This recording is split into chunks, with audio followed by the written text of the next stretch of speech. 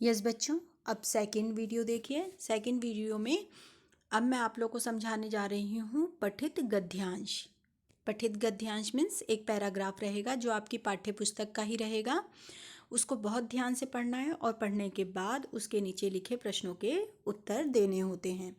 तो चलिए सबसे पहले इसका अर्थ जानते हैं कि इसका अर्थ क्या है। पहला है भारतस्य, मतलब होता है भारत के। त्रिशशु मने तीनों, दिशाशु मने दिशाओं में।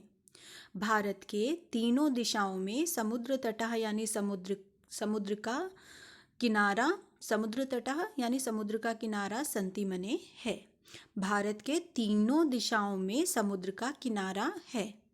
अस्माद एव, मतलब अस्माद एव का मतलब होता है इसी कारण से या इसलिए ही।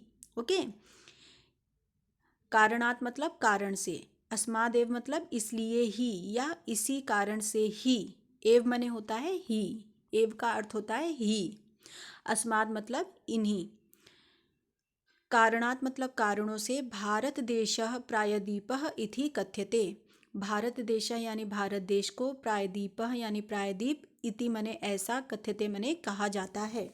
बच्चों आपको मालूम होगा कि भारत का जो मैप है उसमें इस तरह की आपको नीचे की बनावट दिखती है। तो ये है पूरब, ये है पश्चिम, ये है दक्षिण। तो ये तीनों ओर का भाग जो है ये जल से कैसा है, घिरा हुआ है। तो इसीलिए इसको क्या कहा जाता है, प्रायद्वीप कहा जाता है। ठीक है, तो भारत जो है वो तीनों दिशाओं से समुद्र तट से समुद्र का किनारा है इसके, इसलिए इसी कारण से ही भारत देश को प्रायद्वीप कहा जाता है। इतना समझ में आया।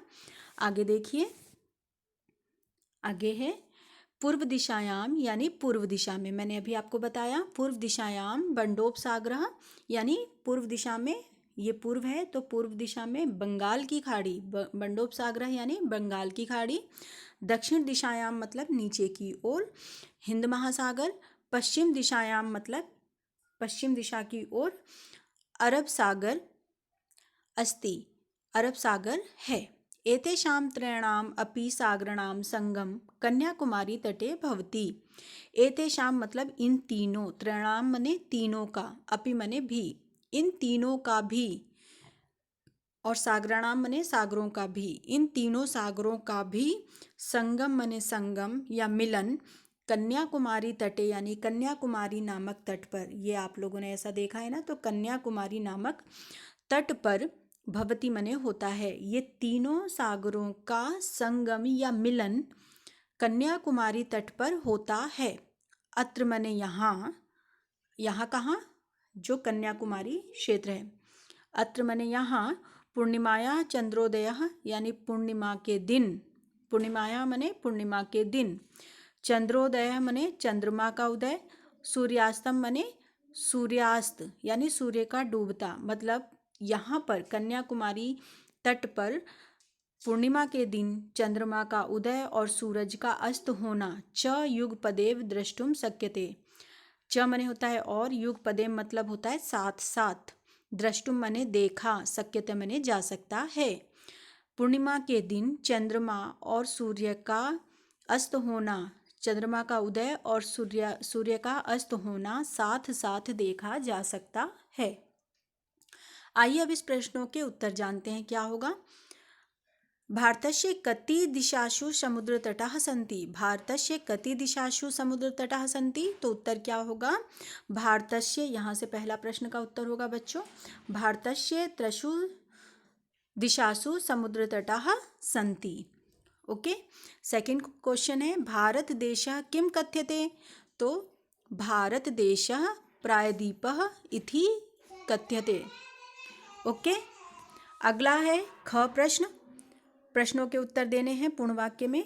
भारतस्य पूर्व दिशायाः कः सागरः अस्ति। भारत के पूर्व दिशा में कौन सा सागर है, तो भारत के पूर्व दिशा में कौन सा सागर है, आप यहाँ देखिए, पूर्व दिशायां बंडोपसागरः अस्ति। तो उत्तर क्या हो जाएगा, भारतस्य पूर्व दिशायाः बंडोपसागरः, कह की जगह क्या आ जाएगा, बंडोप, और सागरः तो है ही, तो बंडोपसागरः अस्ति।